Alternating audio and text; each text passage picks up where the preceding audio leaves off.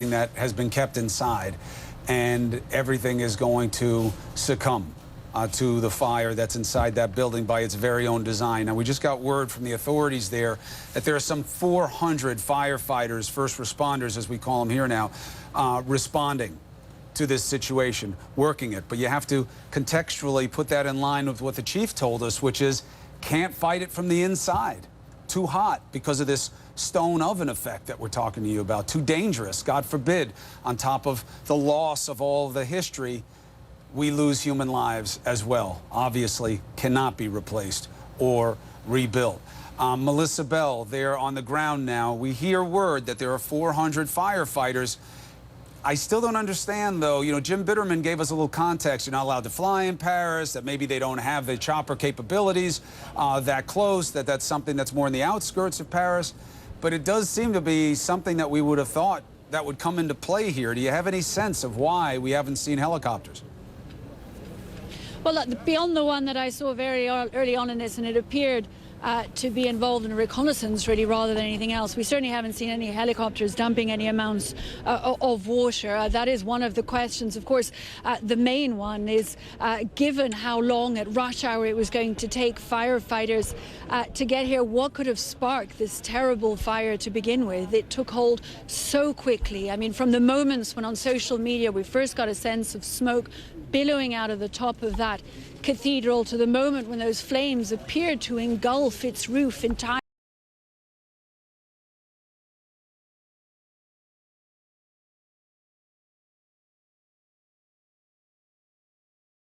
Here, the sense of emotion now that night has fallen seems to be getting stronger. People are watching this unfolding tragedy with a great deal of emotion. Hymns are being sung all around, and people are watching even as that front tower now appears to have been affected by the flames. Still, even though the flames much lower than they were earlier on, even though they appear to have been brought somewhat under control, Chris, still the heat inside that building, given the size of this fire, will be tremendous, and that fire is very far from being brought entirely under control. Indeed, it continues to threaten the very front part of that iconic facade, so famous worldwide, as people continue to look on in horror at what is likely to prove to be the substantial damage that has been done tonight to Notre Dame, this historic monument, the most visited in Europe. Chris.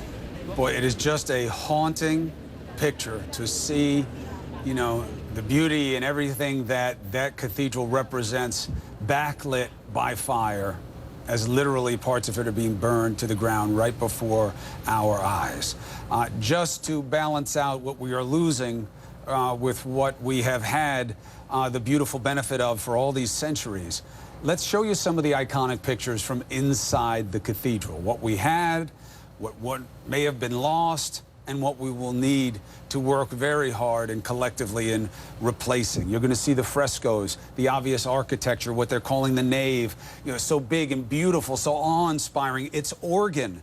That organ is one of the most famous organs in the world. The sound, the resonance. The beauty, the depictions of something greater above us all. That was the reason for the height, not just to show significance of architectural achievement, but the calling to look above yourself, to think of something bigger than yourself. The spire, the most obvious manifestation of pointing the way up to the heavens. So much timeless work and memories and history inside one place, visited by kings and rulers and everyday men and women alike, and now on the verge of largely being gone. And that organ, I got to tell you, part of it is the sound because of the architecture of that particular church and the unusual height of that one cathedral. But that organ is known. And, you know, when you look on the inside, you just see so many of the materials of a church are either completely kindling or invulnerable, you know, the stone. But as the chief pointed out earlier, walls are only as strong as that which supports them. And we just have to hope and pray that people are safe, that the firefighters don't get hurt, that nobody was lost inside, and that those walls can stand this test of fire. Because if they collapse, if they go out, there's going to be devastation in that city. If they go in, there's going to be a loss of something that really will just be very difficult to replace. Now, we have had fire on the inside before, as Clarissa was telling you, and this church has withstood a lot. But let's get some more perspective on what it has been like to witness this on this day all through and into the night. We got Patrick Bukowski, Polish tourist, standing at the scene. Obviously, Notre Dame right next to the John Paul II memorial, obviously special significance to you as a fellow Pole. But what was this like for you today to see this happen at Notre Dame? So, hi. Well, I had my Polish friend who came to see me, to visit me from Poland since I live in Paris. We've been walking around, and then we just choose one random cafe to have a coffee, and so we started smelling like if something was burned. Well, like if something was burned, and then one of the bartenders said that it's not at the restaurant actually, and the other person came in and he said, "Well, the Notre Dame's on fire." And at the first, I was like, "How is it possible? Like it's just something ridiculous. It cannot be happening." And then so we ran out of the bar, and what I've seen in front of me was terrific and horrible. One of the symbols of Paris, next to Notre Dame and the Arc de Triomphe, is actually burning, and the fire was so big that I could see actually the ashes on my jacket, and it was horrible. Then it was like a few hours ago, and now it seems like it's getting better. And though I'm sure that the roof, because I have a friend who lives just right behind the Notre Dame, so I could see that the roof collapsed. And what I can see, I am in front of this, so I see the two towers, and I can tell you right now, like looking at the Notre Dame, that the left tower is actually on fire. I'm surrounded by thousands of people.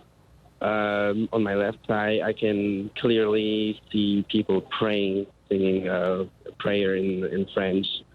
People crying. People don't really know what's happening. People don't believe that Notre Dame, famous all over the world, it brings millions of tourists, is not going to be there probably in a few hours. And I am still shaking. I don't know what to say. Like, I've been living here for 4 years, and Notre Dame was one of the first places I visited in Paris, and it's just horrible. All right, well, listen, thank you, Patrick, for talking to us about this. You know, you're lucky, you're blessed with family. Stay close. Yeah. And whenever we lose things, we're reminded that it's the people that we can't replace. But those words are going to fall hollow when we lose something of this significance. But the best to you and your family. Thank you for sharing the experience with us. And again, look, the timing is significant also. I mean, this place, I think it was commissioned in the 1100s. It took obviously hundreds of years to build. It got finished sometime in 1300s. But this time of year matters. Thank God this wasn't yesterday, and Clarissa. You mentioned, I think importantly, Chris, the inside of the church as well, because obviously we're so struck by the spectacular majesty of the architecture. But some of the artifacts that were inside the cathedral are quite literally irreplaceable and very significant this time of year. And I'm thinking principally of the relics of the crucifixion. It's believed that Notre Dame is home to part of the crown of thorns that Jesus Christ wore, part of the original cross.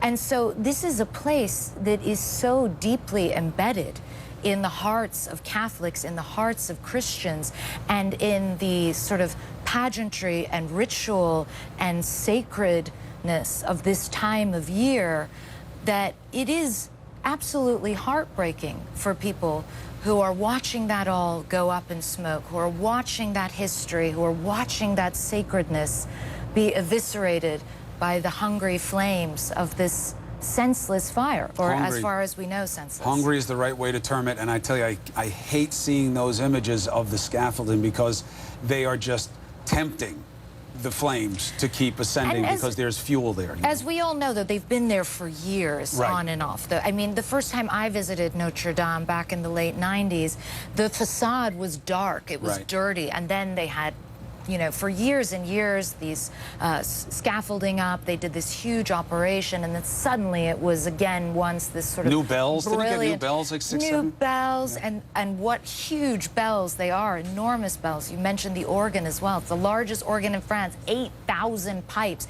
Everything about Notre Dame Big. is spectacular, is magnificent. And that's how it was designed. It was to be, you know, and it's like that for a lot of cathedrals, but this one stood out in terms of the grandeur, the greatness.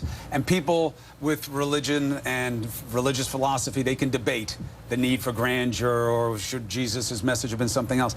That's not what today is about. But this week, this will be a test because this is when Catholics come together the most and the most often. You have the Triduum. It's a 3-day not celebration, but it's a rite, it's a ritual. The washing of the feet, you know, the Last Supper, the obvious crucifixion of Jesus and what that means and how it's broken down, and obviously it all culminates in the ascension from the dead, Easter Sunday, rebirth and renewal. You know, these are all heavy themes. They're the most important part of the liturgical calendar. And now these people, this was a major collection point for people. Where will they go? And that will be a great measure of the resolve that will be necessary after something like this. Who will bring them in? How will they gather? What will they make this week about? In the wake of this, we're told that the French president, Macron, is there on scene right now. You know what? Security concerns being equal, that's where he should be. And that, I think, gives you a sense of just what a building we're talking about. In many countries, the idea of the president going to the site of a fire, of a building on fire, would be unheard of. But in France, with Notre Dame, there's no question that Emmanuel Macron is exactly where he should be. And coming to speak to your other point, Chris, which I think is so important, where will Easter Mass take place this Sunday? What will the Catholic Church do to try to fill this void? Because it is a tremendous void and a tremendous sadness that will be in the hearts of many worshipers on Easter Sunday, which, as you say, coming on the heels of Good Friday, which is a day of sadness. Easter Sunday is supposed to be a day of jubilation, of celebration, of renewal, of rebirth. And so it'll be very interesting to see how the Catholic Church and how France rises to the occasion to try to provide people with some sense of hope in this sad time, Chris. The French president is there. The United States president has taken notice of this, obviously called it what it is, a tremendous tragedy. He was supposed to have a round table on taxation. He says it's going to have to wait because all eyes are on this situation, an experience we are living through together, and it is of the most horrible variety. We are going to take a quick break. We still haven't heard from the Pope, from the head of the Catholic Church. What will the Vatican say? What will it do for this Easter celebration? Let's take a quick break. Our special coverage will continue in a moment. Traveling is not just about seeing places with the most likes or getting iconic photos. Amazing. It's about finding a city's DNA, meeting people who share its secrets. It's about making discoveries that wow you Tulips from Amsterdam. and make you feel like a child again. I will never forget this. It's a world of wonder. Now go and see it. In association with Turkish Airlines.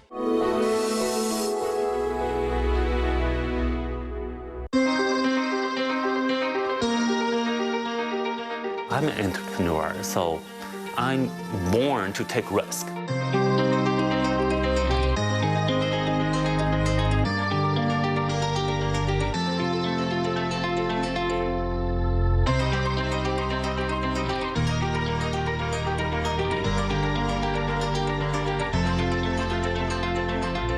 I see things changing all the time, and you always are challenged by the change of the market landscape. There are ups and downs, and the thing that keeps me, passionate is that every day when I wake up, I see I can still have a lot of things to do that make the world better.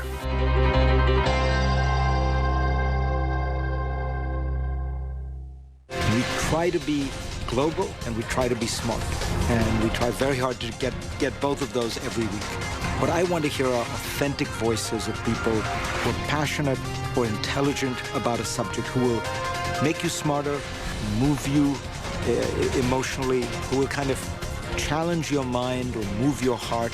And that's the consistency that we try to get at. Fareed Zakaria, GPS, Sunday on CNN.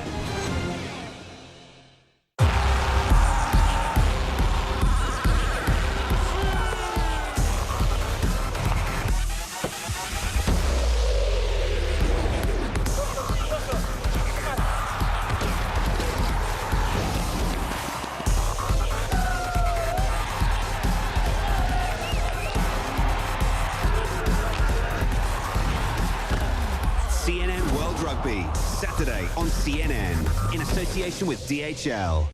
And now, a moment of wonder from Great Big Story. This is not a landfill. This was Versova Beach in Mumbai, India, a little over 3 years ago. It was covered in over 6,000 tons of trash. After what the United Nations called the world's largest beach cleanup, this is Versova Beach today.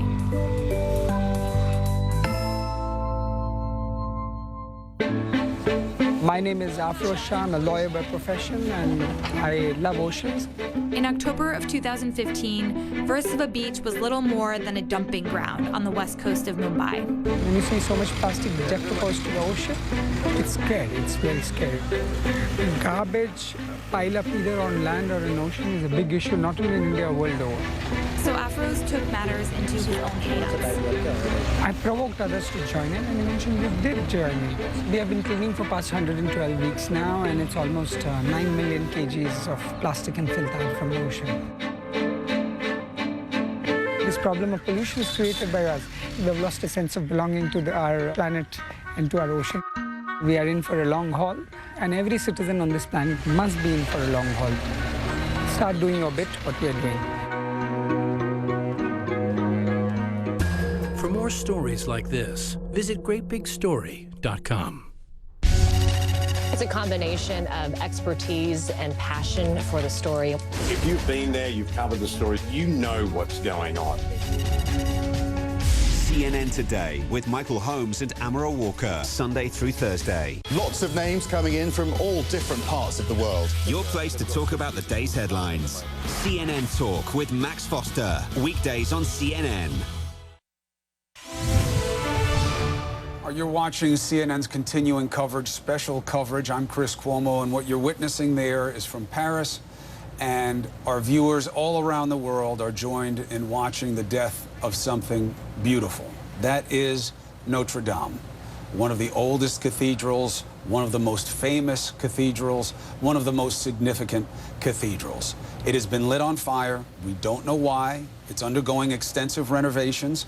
That is speculated as what this could be. There is no reporting of any intentionality, of any attack, but we do not know the answer. The only solace is we have not gotten reports of human casualties, loss of life. This fire has been burning for several hours. The nature of this church is that the best we can hope for right now from this structure is that it can continue to stand after the amazing heat that it is tolerating on the inside. A stone structure that is largely hollow on the inside works like an oven in terms of fire capabilities. That's what the experts say. That's what we're witnessing. The flames have gotten so high. They've destroyed so much. They went right through the roof. They're devouring the scaffolding that's around it, that's working as some type of temptation for the flames to keep them high. We've seen it travel into the front so close to one of the famous rose windows that is a distinctive feature of Notre Dame the world over.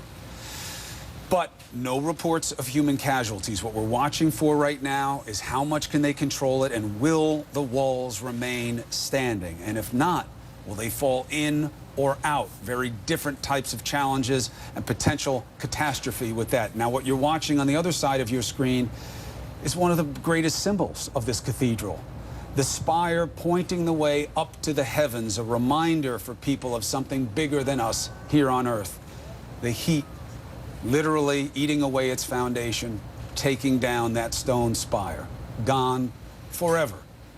This is a difficult day, no matter who you are, no matter where you are. We all want and need beautiful things in the world right now. And unfortunately, there will be one less, at least until there's an upswing after this decidedly downturn in the fate of Notre Dame. It's been down before, but I don't think ever like this. We have people all over the ground. We have experts helping us understand the fight against this fire and the loss of this dimension, of this caliber of history. 1100s, that's when this was commissioned. 1300s, that's when Notre Dame was completed. All throughout history, kings, rulers, queens, and everyday people have visited it to the tune of 13 million people a year. It means so much no matter what you believe. Put up the map. It's situated in a special but precarious way. A little island in the middle of Paris. I actually think it's called the island of the city. It's in the River Seine. So getting to it is not easy. Although fire boats can get to it, they can't really get right next to it. Remember, scale matters. That's a significant distance from the river to it. On the other side, there's a little passageway through. We don't know how well it's being utilized. 400 firefighters on the scene. An expert told us earlier, you can't fight it from the inside, not in a stone structure like this. Too much energy, too much heat, too much danger. God forbid we lose a number of human lives that in any way starts to compare with the loss of architecture and significance that has already happened.